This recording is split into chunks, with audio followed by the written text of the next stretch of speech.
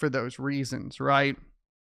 The Bitcoin mining industry is characterized by high competition and capital costs that increase over time as more powerful computing resources are used to mine blocks and secure the network.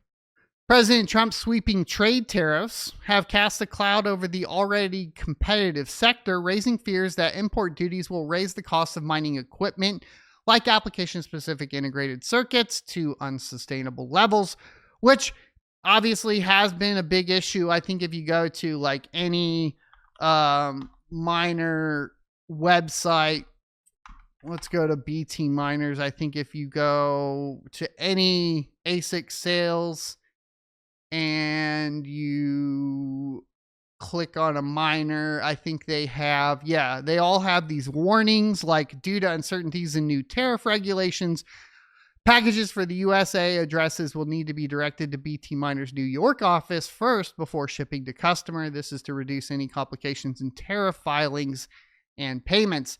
So there's a lot of things people are doing to work around this. Obviously, we had Bitmain open up a US office for this in particular to kind of try to get away around this. There's also things being done, on the docks themselves. There's a lot of stuff going into this to figure out ways around it, but it's still pretty unclear as to like what the answer is going to be on that and how much it's going to affect it or impact it at the end of the day. Excuse me. Mining firms collectively sold over 40% of their mine supply produced in March of 2025 amid the heightened macroeconomic uncertainty and fears that the ongoing trade tensions will cause price increases across the board. According to the Miner Mag, this 40% sell-off marked the reversal of a trend that began post-halving in April of 2024 and represented the highest monthly Bitcoin liquidation among miners since October of 2024. Now, a lot of this was probably already built into the business plan for a lot of the miners, right? A lot of large miners have been running off of the price analysis in timing of the halving cycle.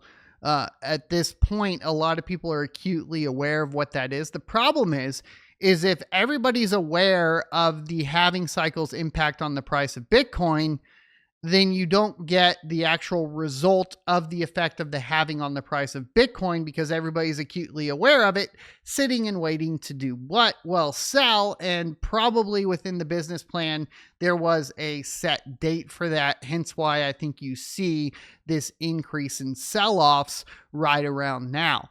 And I think you'll see probably a lot of people waiting to sell off in October, November, and December timeline of 2025 now.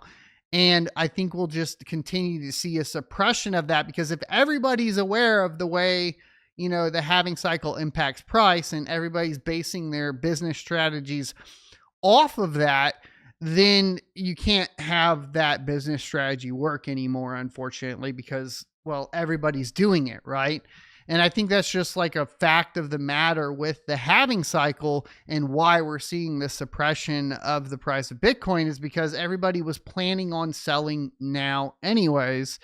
And what are they going to do if they're locked into a business plan and they got to generate that revenue?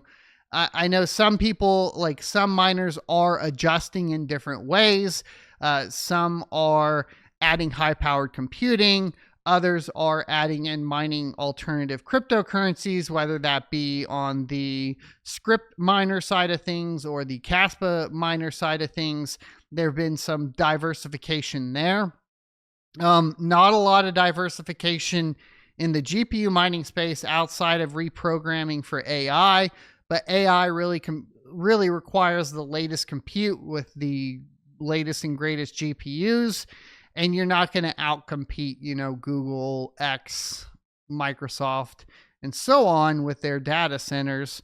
In my humble opinion, I don't think that move is very likely, unfortunately, for GPU miners, especially because the equipment is typically outdated, and the equipment was specifically to be utilized for cryptocurrency at the best efficiency for that algorithm, which is not necessarily the best for AI.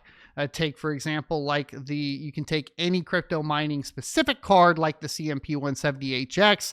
Yes, it can be repurposed. It can be gamed on to a certain extent. It can run some AI, but it's not as efficient and powerful as, you know, the H100s or something along those lines. They're specifically meant for that, right? Now, I hope you enjoyed this clip from the Crypto Mining Show. If you would like to see more from this particular episode, take a look up here. Don't forget to also subscribe to the channel. And if you want to support me directly, you can go to sonofatech.locals.com and become a member. Thanks for watching, and I will see you next Tuesday.